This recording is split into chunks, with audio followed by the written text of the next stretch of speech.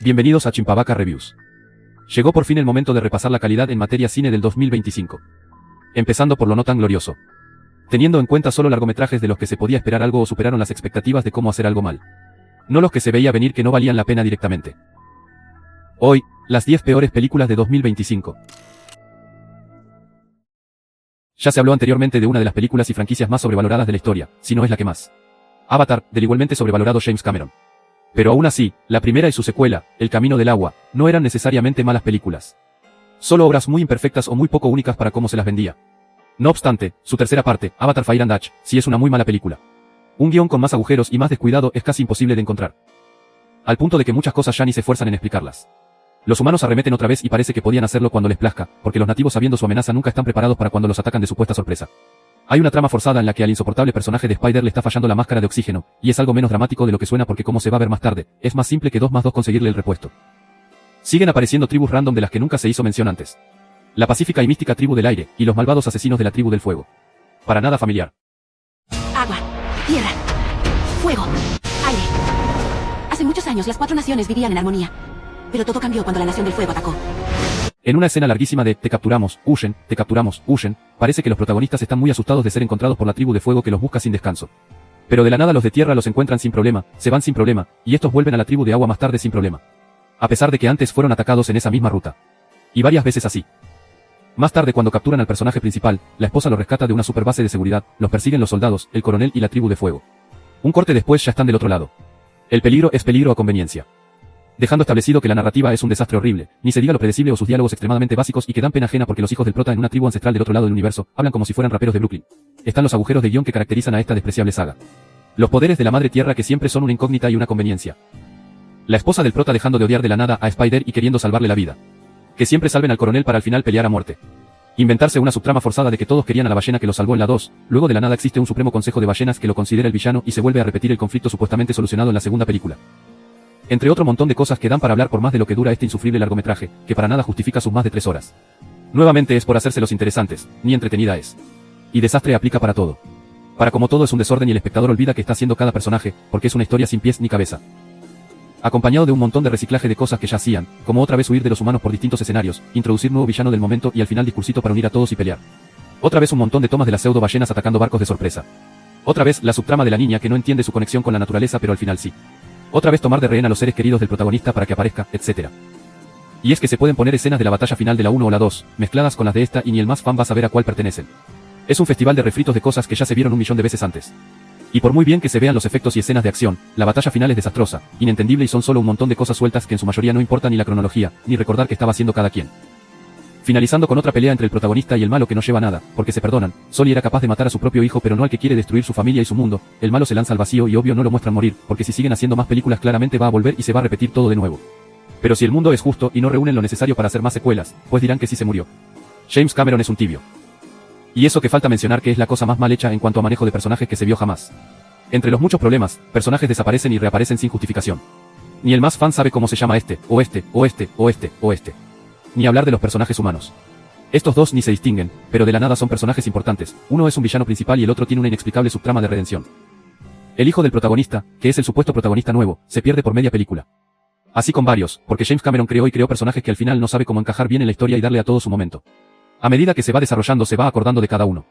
También Cameron dijo una vez que Jake Sully nunca iba a poder ser un Luke Skywalker. Pero no solo por lo legendario y mítico que es el héroe de Star Wars, sino porque Cameron es un perezoso que creó un protagonista sin personalidad, ni carisma. Cuyas decisiones se basan en el conflicto que requiere la trama. Jake, perdóname que te lo pregunte, pero tú de casualidad no tienes un hijo favorito. Para nada, yo amo a todos mis hijos por igual. A la enana, a la rarita, al que está 6 metros bajo tierra, a ese maldito perro hijo de puta. Ay, también Spider, qué lindo que es Spider. Y el único problema no son solo los personajes siendo genéricos o estando mal desarrollados y olvidados. También es que el otro 50% del trabajo no es lo mejor del mundo. Las actuaciones son precarias. Jamás se va a destacar una película de Avatar porque los actores sean sobresalientes. Pero eso ya se sabía. Lo singular aquí es nuevamente el personaje problemático de Spider. Más allá de todo lo que conlleva, es la peor actuación con diferencia, quizá desfavorecido por ser uno de los pocos que no puede ocultar sus expresiones faciales con efectos especiales. Esta es la reacción de Spider cuando lo va a matar su propia figura paterna inesperadamente. Oh my god, bro. Oh, hell no, man. What the fuck, man? Get your ass on. Dejando de lado que una escena tan importante y en teoría impactante, está hecha de la manera más simplona posible. Que Avatar no tenga ni un soundtrack memorable o que le dé más fuerza a las escenas, es poco serio. Hasta la escena de Blancanieves y el cazador está mejor lograda. Es una vergüenza que este universo tan vende humo y mal gestionado quiera aparentar ser una de las sagas míticas del cine. Hace pensar que toda la admiración por el trabajo imposible de Peter Jackson, o el legado de George Lucas, o lo que está haciendo Denis Villeneuve con Dune, son en vano. Porque es algo tan sencillo de lograr como una historia genérica, millones en CGI y nombres exóticos forzados. Lo mejor que le puede pasar al cine es que James Cameron no tenga el suficiente respaldo para continuar esta saga que solo va en decadencia de calidad. Si hay una discusión acalorada hoy en día, son los live action. Desde que Disney decidió adaptar el libro de la selva con personas reales, introdujo un virus en el mundo del entretenimiento. Ya se ha hablado bastante del tema y de cuál debe ser el propósito de un live action. De manera resumida tiene dos funciones. La primera es la expansión y mejor aprovechamiento de la historia original. A muchos les molestan los cambios, pero son necesarios para que una obra que adapta a otra demuestre por qué es especial. Más que live action, remakes. Porque cuando Disney empezó lo hizo muy bien. Esa adaptación del libro de la selva era una especie de secuela de la original, le siguieron películas como las de 101 Dálmatas que, con la misma esencia de la original, tuvieron un enfoque distinto y fueron icónicas a su modo. Alicia en el País de las Maravillas, que generó el verdadero estallido de los live action, es la mejor muestra de conservar esencia y aún así tener personalidad, llevada a cabo por un señor autor como es Tim Burton. Hay otros muy grandes ejemplos como Maléfica, Cruella y la reciente Mufasa, que usan este medio para dar nuevas perspectivas de la historia desde los ojos del villano, algo que está muy de moda, el cuento no contado, o aprovechando para hablar de orígenes de personajes muy queridos. El otro propósito en ciertos casos puede ser el de traer historias a nuevas generaciones, ya que películas como la de Blancanieves no están lejos de los 100 años.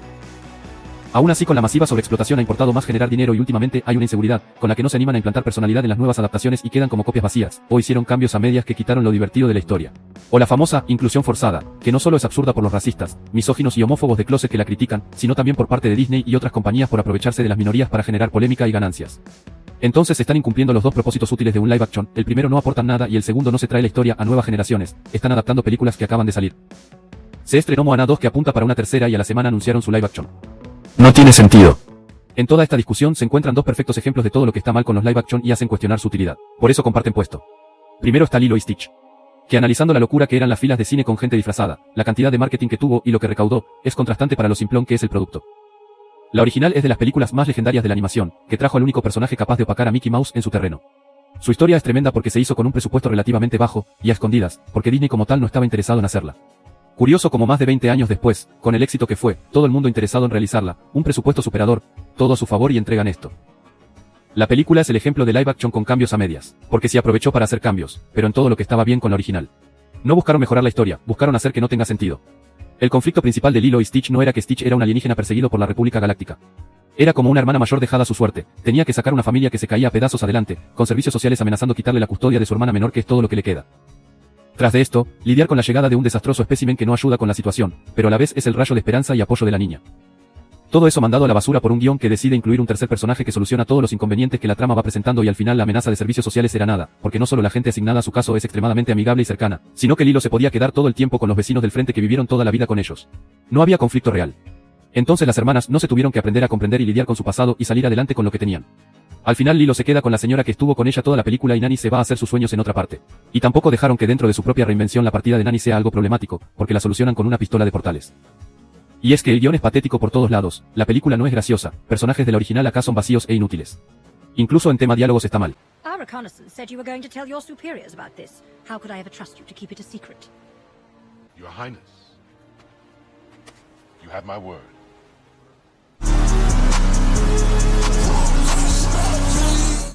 Hasta le quitaron la crítica social que tenía, que hablaba de cómo el turismo destruía Hawái y el poco interés por el bienestar de sus nativos.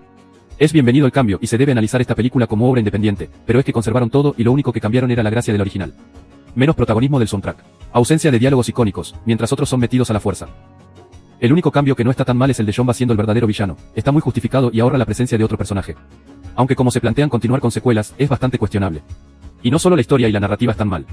De manera técnica es peor. Se pasa de escena a escena de forma acelerada, dejando en evidencia una edición y cohesión considerablemente pobres. Acompañado de lo evidente que es varias veces que los actores no saben dónde está siendo animado Stitch. Y los efectos del interactuando con otros objetos son bastante mejorables. Y no dejar de lado esto.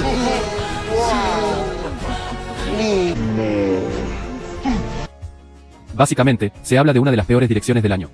También, con ciertos personajes siendo más inútiles y olvidables, está Nani. Que de pasar de ser un personaje querible y admirable en la original, aquí es detestable, y cuenta con probablemente la peor actuación principal femenina del año. Sidney Audon no podía tener menos carisma y es totalmente opacada por su coprotagonista de 7 años. A algunos los llegó a conmover, y es que Lilo y Stitch, cuyo diseño está muy bien logrado y era lo más preocupante, son lo más rescatable que tuvo la película. por lo que en teoría el corazón de la obra quedó intacto, pero el resto de su cuerpo no contó con la misma suerte. Fue más marketing que largometraje. Quien comparte este puesto con la desdichada obra de Disney es la de su competencia, DreamWorks, con una de las películas más sobrevaloradas de 2025. El live action de Cómo entrenar a tu dragón, saga que recién terminó en 2019. Ni siquiera 10 años de margen para empezar a vender nostalgia. No tiene sentido. Pero no solo es sin sentido de esa manera, sino que de un lore de vikingos y dragones, no pudieron hacer el más mínimo aporte. Igual al Rey León de 2019, toma por toma, diálogo palabra por palabra, es una calca de la original. Es Control-C y Control-V la película. ¿Qué clase de valor tiene algo así? Ni siquiera se le puede llamar remake, porque el propósito de un remake es la interpretación de alguien más sobre la historia. ¿Quién quiere pagar para ver lo mismo? Salía mejor reestrenar la original en cines. Que alguien escoja ver esta en lugar de la otra no tiene sentido y este nuevo modelo de hacer películas es un insulto a la animación. Es una manera de decir, hagámosla con personas reales porque nadie toma en serio una película animada. ¿Por qué cuando sale una película con personas reales nadie piensa en volverla a hacer pero en animación? Por lo mismo que hace a este largometraje un insulto, es un despropósito de recursos. Que muchos la coronen como el mejor live action es absurdo. Por hacer exactamente lo mismo. Literalmente no tuvieron que escribir un guión, simplemente había que pedir el otro prestado. Y más que actuar, imitar a los personajes animados. Gerard Butler quizá le pone un poco de gracia a su interpretación, pero de resto, es algo vacío. Es lo mismo pero con pelucas feas. Porque a pesar de que hicieron efectos increíbles para los dragones y escenas de vuelo que valían el boleto de IMAX, los vestuarios y escenarios y pelucas no son la gran cosa, de querer parecerse tanto al original se ve falso y cutre. Pero si se fuerza a buscar aportes, hay un par. Una profundidad entre comillas para el personaje de Patán y su padre, cosa que nadie pidió. Quitar una escena que parece insignificante, pero era demasiado importante para la trama. Donde Hippo, no solo tiene un encuentro más cercano con los dragones y reflexiona sobre la mala percepción que hay con ellos, donde no solo le dan su momento al terrible terror, sino que aprende la debilidad de los dragones y así vence a la muerte roja al final.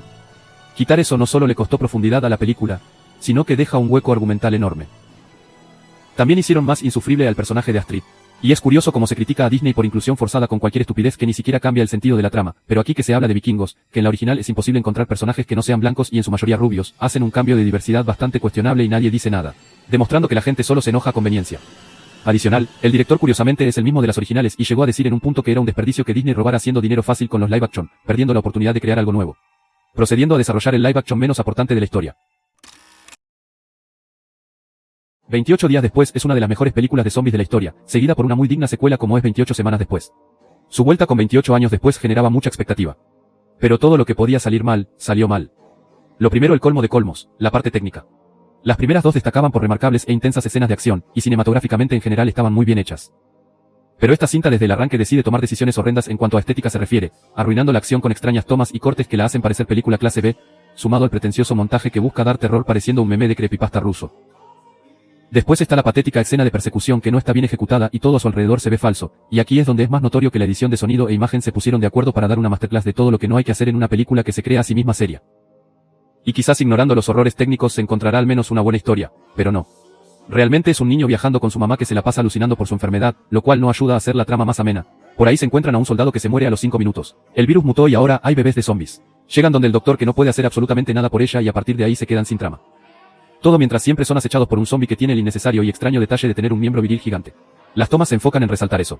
Y luego está esta cosa llamada final que no puede justificar absolutamente nadie. Tiene el mismo sentido hayas visto la película o no. 1, 2, 3, 4.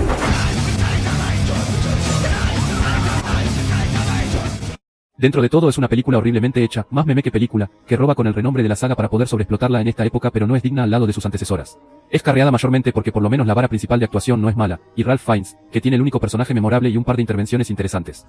De resto, todos son cosas fuera de tono. Con suerte la que le sigue, ya que tiene bases asentadas, va a ser menos insufrible. Montones de películas de aventura, sobre exploradores buscando determinado tesoro, o ladrones a través del mundo salen por año. Al punto de que rara vez son algo muy destacable que no sea para pasar el domingo. Aún así, la película de la Fuente de la Juventud, no solo usa una temática extremadamente vista, no solo es igual de genérica que cualquier película aventurera reciente, sino que a pesar de tener el descaro de empezar vendiéndose como una película distinta y no serlo, hace las cosas mal. No es una película genérica para entretenerse, porque no es entretenida. Es destacablemente aburrida. Sus escenas de acción están bien, pero nada relevante. Mayormente son los protagonistas hablando de tales y tales secretos tratando de encontrar la Fuente de la Juventud, a un punto de que da igual lo que digan porque es una película olvidable del montón. Narrativamente se ve afectada por eso y porque ni siquiera tiene planeado giros inesperados que van a levantar la historia al final. Simplemente el tipo rico con pinta sospechosa que financiaba la operación resulta ser malo, cosa que se veía a kilómetros de distancia y es el giro de siempre. Sumado a un montón de detalles que no aportan nada y solo extienden todo por más de 2 innecesarias horas. Como el protagonista teniendo visiones de la Fuente de la Juventud para que en el final no le hayan servido de nada, varios personajes secundarios cuya falta no afectarían nada a la historia, un par de huecos argumentales, etc. Y es destacable, sobre todo, porque está hecha por un director bastante bueno como es Guy Ritchie, y tiene un elenco con nombres relevantes, del nivel de Natalie Portman, Stanley Tucci y John Krasinski de protagonista, que es de lo poco rescatable. Todo financiado por Apple que intenta competir con las grandes productoras. Pero saliendo como salió, es un despropósito y desperdicio de recursos. Mención de honor para Eiza González, que es la actriz más NPC del cine mainstream, en todas las películas actúa igual, de personaje genérico destacado por ser sexy y de segundo plano. Le hace bastante honor a esta película. ¿Qué más decir de Hurry Up Tomorrow? Un álbum al que decidieron sacarle una película. Un capricho del ego de The Weeknd, quien se cree más importante de lo que es. Y no es mal cantante, tiene buenas ideas de conceptos y ha sabido mantenerse en la cima por un tiempo. Pero lo que sí es un pésimo actor que no entiende sus limitaciones, y teniendo en cuenta que coescribió y claramente aprobó toma por toma de esta película, se puede decir que todas sus habilidades cinematográficas son igual de nulas. En una trama que no trata absolutamente de nada, The Weeknd haciendo de The Weeknd habla de lo complicado que es tener su vida de millonario famoso que se la pasa de fiesta en fiesta. Aparentemente su novia lo dejó recientemente y él está abrumado y estresado. Conoce al personaje de Jenna Ortega que llega al cantante más famoso del mundo sin complicaciones. Después de 2 palabras y sin conocerse huyen juntos. Medio que se enamoran pero The Weeknd se tiene que ir y Jenna Ortega revela que estaba loca. Detalle que nunca se justifica porque su personaje es una incógnita total. Lo deja inconsciente y lo ata a la cama. Indirectamente The Weeknd infla su ego haciendo que la actriz del momento hable bien de sus canciones, las cante y las baile mientras lo tiene secuestrado como en Misery. Y al final lo deja ir porque después de actuar espantoso se pone a cantar de la nada y el poder de su música la conmueve y fin. Un guión escrito con las patas, una película que se ve bien porque es un video musical de casi 2 horas pero tiene la coherencia del mismo, y una dirección de aplaudir porque hacen que uno de los mejores actores de la actualidad como es Barry Keoghan, actúe mal. Ojalá después de este fracaso The Weeknd se dé cuenta que nació para hacer lo que siempre ha hecho y no tiene por qué meterse en donde no lo llamaron.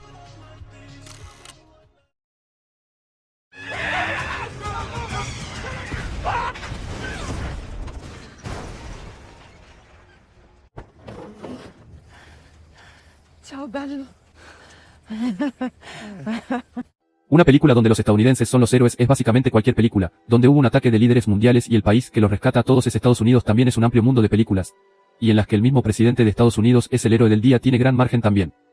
Por eso la propuesta de G20 donde varios líderes del mundo se reúnen en la cumbre del mismo nombre y son atacados por mercenarios, no es nada nuevo. Lo que necesariamente no la hace mala, pero lo que sí es llamativo, es que es probablemente en la que son más descarados con el tema de los gringos salvando el día. La historia se centra en la primer presidente mujer de Estados Unidos interpretada por la ganadora del Oscar Viola Davis, y el villano principal es el infravalorado Anthony Starr, alias, mejor villano de esta generación, Homelander. Realmente el potencial de película de acción que hay es tremendo, pero nunca se usa. En un guión que ChatGPT pudo hacer mejor, la presidente que es literalmente el personaje más perfecto del mundo, porque seguramente así son los políticos y sobre todo norteamericanos, tiene que derrotar ella sola a un grupo de mercenarios que secuestró a todos los líderes del mundo para, con la ayuda de inteligencia artificial, hacer videos notoriamente falsos de ellos comentando planes malvados con la economía de sus países, seguramente no había que falsificar los videos. Y así convencer a todos de comprar Bitcoin. Todo con la ayuda de su genérica hija rebelde adolescente que por alguna razón sabe más de tecnología de seguridad de líderes mundiales que cualquier otro miembro gubernamental. Y genérico es lo que define a este largometraje, que aún no teniendo la mejor historia de todas, podría ser entretenido con buena acción, pero no. Entre peleas cuestionables, detalles técnicos insípidos y su descuido que la deja a veces como una comedia involuntaria, sumado a actuaciones de muy bajo nivel, donde Anthony Starr es el único que le puso ganas y termina opacando a los demás. La película es un desastre que aún mejorándole detalles no deja de ser una mediocridad del montón. Don't you pull any shit, or I'll put a bullet straight between your eyes, I swear to God. You want change? You start with yourself, not with the crypto wallet. Pero lo que más enoja es que es una propaganda barata gringa, donde ni siquiera disimulan ser los salvadores del mundo y termina con su presidenta super eficaz, experta en artes marciales, héroe de guerra y madre del año, solucionando la hambruna mundial. Una mujer tiene que elegir entre Pedro Pascal y Chris Evans. Esa fue la escandalosa primicia con la que se arrastró a un montón de gente a salas de cine a ver Materialists. Todo para que se encontraran con una cátedra de insipidez, ni siquiera una típica rom-com estúpida, no. Algo que pretende ser algo más y no se da cuenta que es una basura por donde se mire. De entrada la verdadera trama es que uno es rico y el otro es pobre, y se han hecho suficientes películas como para saber que es exageradamente predecible que se queda con el pobre, porque moralmente es lo correcto. Seguramente le meten que el rico es mala persona y el pobre es buena gente. Aunque en este caso, analizándolo a profundidad, la protagonista tiene una vida exageradamente más estable hasta en el sentido sentimental cuando está con Pedro Pascal que es el rico. Chris Evans tiene arranques de rabia, minimiza su trabajo y sus problemas, se victimiza todo el tiempo y le falta amor propio. Una película no tiene por qué ser moralmente correcta en todo sentido, sin embargo, sí esa es su línea narrativa. La idea que se intenta vender es ir por el amor verdadero, ser mejor persona y no mirar lo material, todos mensajes clichés y obvios. Pero no es para nada convincente que sí hay amor entre la protagonista y Evans, y se alcanza un punto en el que lo único que se puede decir de él es que es pobre. Ese es el rasgo más destacable de su personalidad y hasta lo romantiza como algo divertido al final. Todo después de tirar una relación mejor en una escena bastante ridícula. O mejor resumido. El secreto de Pedro Pascal en The Materialist es que era petizo. Ven que era una pelotudez, era petizo y se operó para ser más alto. La mina lo deja por ser ex petizo y se va con Chris Evans que es pobre pero bueno, es alto de nacimiento. Y él le dice que va a laburar 20 horas al día de cualquier cosa para darle todos los gustos. Y ella le dice, bueno dale, qué enfermo de mierda. Por ahí tiene una subtrama además con una clienta de la protagonista que no encuentra el amor y la agredieron, y ocupa un montón de tiempo, incluso acá para el final. Todo para que se solucione fuera de cámara en 5 segundos. Una lástima porque la clienta es la que mejor actúa de todo el cast. Materialist es la mejor definición de una película pretenciosa. Que se cree más de lo que es, presumiendo su estética estilo Past Lives, iniciando con un montaje del amor en tiempos de cavernas, teniendo un montón de escenas de los personajes reflexionando de amor y matrimonio y que las relaciones son un negocio, diálogos que si se analizan con 2 dedos de frente, no están diciendo nada. Un montón de reflexiones genéricas y vacías que no llevan a ningún lado porque la película no entiende ni qué mensaje quiere dejar. Aún así, no contenta con ser cliché y predecible y esconderse en que es algo más ingenioso, comete el peor pecado de cualquier película. Ser aburrida. Exageradamente aburrida. Las películas generan todo tipo de emociones o representan hasta estados de ánimo. Unas se sienten frenéticas. Otras como una noche al lado de una fogata.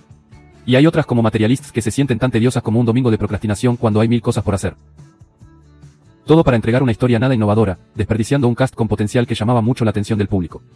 Lo peor es que muchos la dejaron como película normal, o para pasar el rato y librándola del hate. Cuando no. Es una película mala, muy mala. Una lástima por Dakota Johnson, que si a Leonardo DiCaprio no se le puede encontrar una película mala en su filmografía, a ella no se le puede encontrar una buena.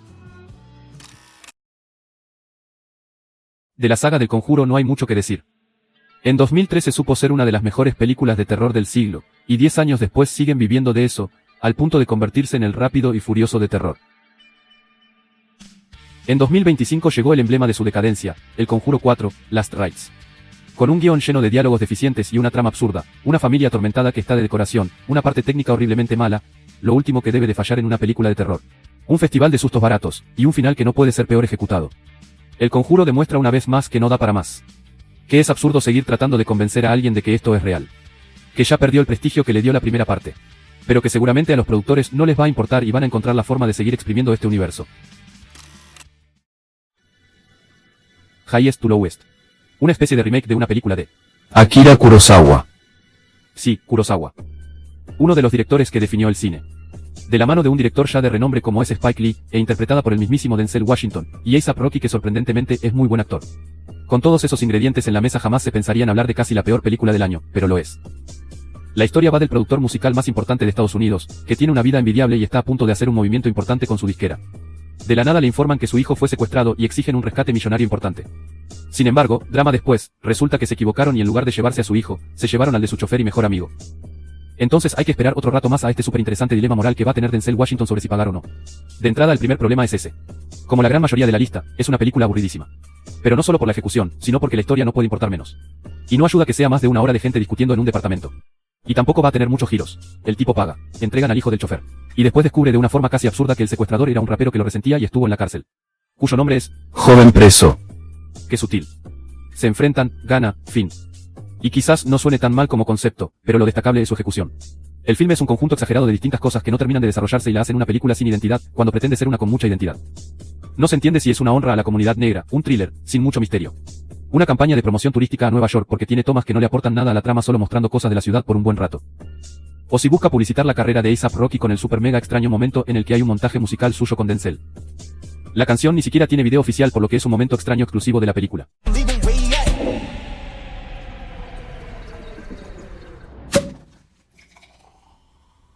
De hecho, en general hacen exagerado énfasis en la música, su industria y la importancia de la cultura y no sé qué, pero ni siquiera la acompaña un buen soundtrack. Solo se molestaron en esa canción horrenda de A$AP Rocky con la que lo atrapan, y la canción del final cuyo único propósito es. Por eso se llamaba así. También está el momento exageradamente salido de tono que son los puertorriqueños tocando salsa por un rato larguísimo, interrumpiendo la tensión de una persecución policíaca. Y al igual que el 80% de la película, es algo fuera de contexto.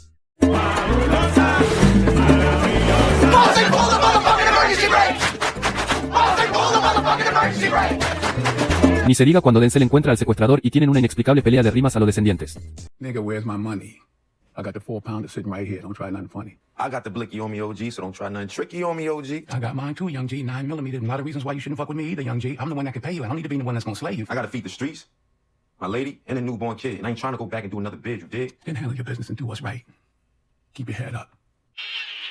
Okay, look, this is not a conversation. It's a do or die situation. If you don't give me back the king, I'll have no hesitation. I'll serve you right here, and I don't need a reservation. That way your whole pirate crew can have a demonstration. Release him now, and we can go our separate ways. Unless you want to deal with me and the VKs. So that's your big speech, huh? An MC ultimatum? All it takes is one swing and I'll humiliate. Y para ser una película de suspenso o thriller policíaco, está repleta de muchos momentos extraños de comedia. A esta gente le secuestran los hijos y actúan como si hubieran perdido un avión. Y el aspecto técnico menos que se libra. Está mal hecha cinematográficamente. Tiene edición que es premiable de lo mala, y exagerados cortes, o decisiones artísticas, muy extrañas. Las tomas de Denzel en el balcón se ven horribles. Como se mencionó, es irónico lo mal que acompaña el soundtrack la historia. Hasta la pelea en el metro está mal coreografiada. Entre muchos más detalles cuestionables. What's the plan? The ransom will be in a black Jordan brand backpack equipped with tracking device. You can all follow with your iPhones. Mr. Christopher, you'll ride with our other team. When we locate and secure Kyle, you'll both be brought to a location for observation and debriefing. Ni siquiera están reunidos en el balcón, a saber con quién está hablando. Por otro lado, en cosas remarcables, la mamá actúa horrible. Oh my God, bro. Oh, hell no, man. What the fuck, man? Get your ass on. Y es que la vara de actuación es pésima en general, porque hacen que los personajes tengan reacciones sobreactuadas injustificadas, junto con los diálogos que no ayudan.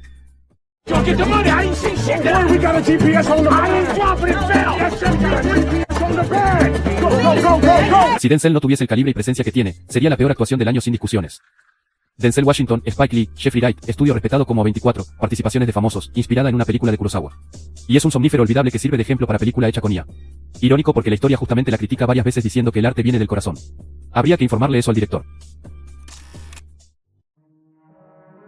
El primer puesto es polémico. Y no porque exista la más mínima posibilidad de que alguien no esté de acuerdo. Todo lo contrario. Es tan evidente para todo el mundo, es tan precaria en todo sentido, es una película tan mala que deja en evidencia que no cualquier porquería que se grabe puede llamarse arte, que es ridículo. Y por eso mismo deja dudas de si debe tomarse en serio, porque es una masterclass de hacer las cosas, no mal, no horrible, lo que le sigue. Claramente se habla de la nueva adaptación de La Guerra de los Mundos. Que no contenta con tener que llenar los zapatos de su propio material original de H.G. Wells, que es uno de los libros más icónicos de la historia, cuyo material causó tal impacto que influenció a la población a hacer locuras. También tiene que llenar los zapatos de que la última y más conocida adaptación la hizo Steven, palabra mayor, Spielberg. Pero en su lugar hizo esto. Hey, listen to me. Get out of there, now. No, no, no. You gotta get up. Keep running. Run, boy. I'm okay, I'm okay. Go.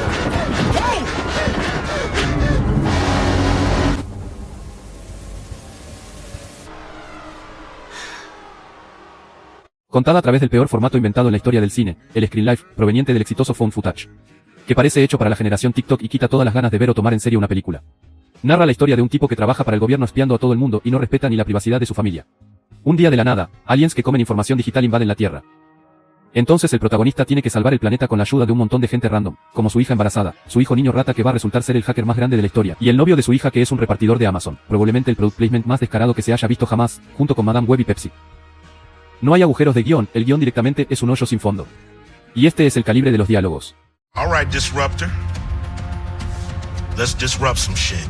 I see no other option to initiate this war of the worlds to save us all. ¡Ah! ¡Ah! ¡Lo dijo! ¡Lo dijo! Las actuaciones tienen la vara más baja del año y habría que revisar puesto histórico. Porque Ice Cube en el protagónico es el equivalente de Daniel Day-Lewis en Petróleo Sangriento, pero del otro lado de la moneda.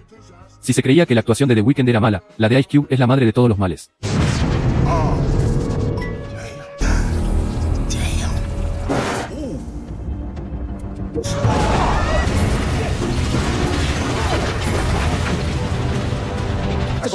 Got him! Got him!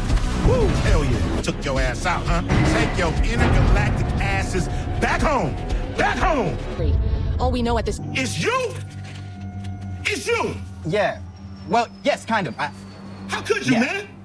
How could you? You had me worried to death, man. Move, bitch! Get out the way! These things are everywhere! What's so funny?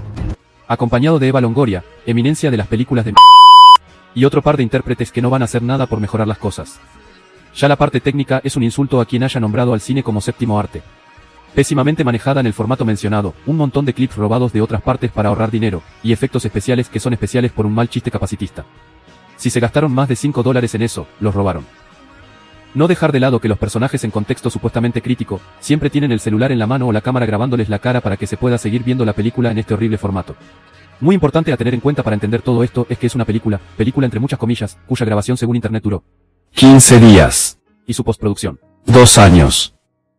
No queda más para decir sabiendo esa información. Eso que no se menciona los 1000 sinsentidos técnicos que deben haber sobre el mundo informático, acompañado de querer vender a Ice Cube como un hacker espía a nivel gubernamental mientras se comporta como un iletrado. El hecho de que supuestamente hay una guerra intergaláctica, se están robando la información y derrumbando el mundo digital. Pero los protagonistas siempre tienen señal, se la pasan publicando cosas, y al final, aparte de ofrecer tarjetas de Amazon a cambio de salvar la humanidad, piden cosas por internet también. A toda la lista de películas se les puede encontrar algo positivo, o algún desquiciado que la defienda. Pero es garantizado 100%, que no existe defensor genuino de esta basura. Ni los encargados pueden tener el descaro de hacerlo. Dicho sea de paso, se hizo con un experto en hacer dinero con películas que valen 30 pesos, un director de videos musicales cuestionables, y un corrector de guiones. Simplemente, una falta de respeto, el peor largometraje del año y uno de los peores de la historia.